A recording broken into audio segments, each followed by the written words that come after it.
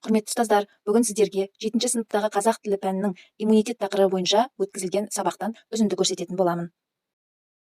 Сыныпты ұйымдастырып болғаннан кейін, үй жұмысына берілген тапсырманы сұрап, одан кейін жаңа сабаққа кіріспе ретінде иммунитет туралы бейнеролик көрсеттім. Видеороликтің жолдары туралы сіздерге бірнеше ақыл кеңестер берді, иә? Түсінікті ғой, бұл жақта видеороликте қандай нәрсе түсініксіз болды сіздерге? Бәрі түсінікті. Ендеше дәптеріңізді ашамыз, бүгінгі күн жазамыз. Қазанның 9-ы сынып жұмысы, жаңа тақырыбымыз иммунитет. Оқушылар дәптерлерін ашып, күн ретімен тақырыпты жазғаннан кейін, оқу бағдарламасына сәйкес оқыту мақсаттарымен таныстырып және бағалау критерийлерін атап өтетін боламын. Екінші мақсат сөйлеу тіліндегі интонация логикалық тілдің мәнін түсініп қолдану. Осы мақсаттарға сендер сабақтың соңына дейін жетулері керек.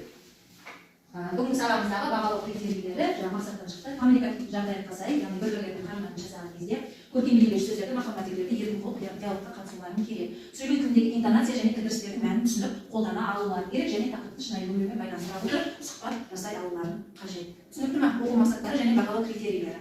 Түсінікті болса, осы бағалау критерийлерін осы мақсатқа жету үшін біз қазір тапсырма орындаймыз. Бүгінгі сабағымда мен 3P әдісін сендер танысыңдар. Осы әдісті алдым. Бұл үшін сол отырған күйінше тоқтаса аламыз оқушылар. Артқа қарай. Сабаққа тоқтасаңыз сол. Алдарында тақта қарап жатыр. Сол тақтаға тақтаны шығарайын тапсырманы. Біздер кідірісті түрлерге бөлдік, иә? Кідірісті түрлерге бөлдік. Сол кідірістерді енді сендер пысықтап бізге не екендігін қорытып айтып бересіңдер. Яғни кідірістің қанша түрі бар еді? Сол үш түріне анықтамасымен мысалымен тез ғана мен 3-5 минут уақыт аралығында беремін. Сол кезде кідіріс түрлеріне анықтама беріп жүр. Мысал жазыңдар. 3P әдісінің бірінші қадамы презентация кезеңі бойынша оқушылар жұмыс жасайды.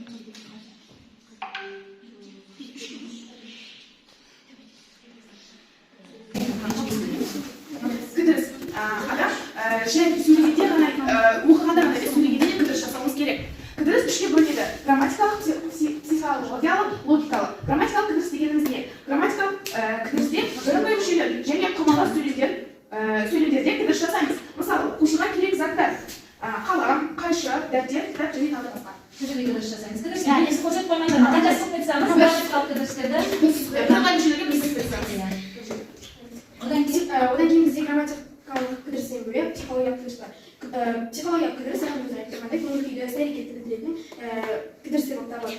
Ол мысалы алабай ауылға барып сөйлемде айтылатын ойға қызық болып тұрған сөздерді көрсетеді. Яғни мысалы бізде қызық бір мысал бар. Сиыр қора салып жатыр. Яғни біз былай айтатын болсақ, ойлаймыз, сиыр қора салып жатыр деп ойлаймыз. Ал егер кідіріс жасайтын болсақ, сиыр қора салып жатыр. Яғни сиыр қора, қой қора дегенде сиыр қора салып жатыр. Кідіріс қай жерде жасалады? Сиыр қора қорадан кейін кідіріс жасалады.